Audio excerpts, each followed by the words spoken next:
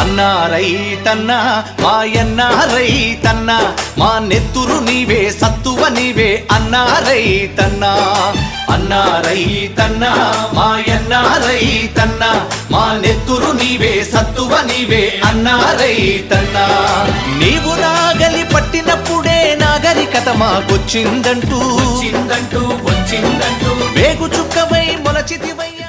ఈరోజు దేశంలోనే తలమానికంగా తెలంగాణలో అత్యధిక పంట దిగుబడి అవుతుందంటే పంజాబ్ ను కూడా మించినాం మనం.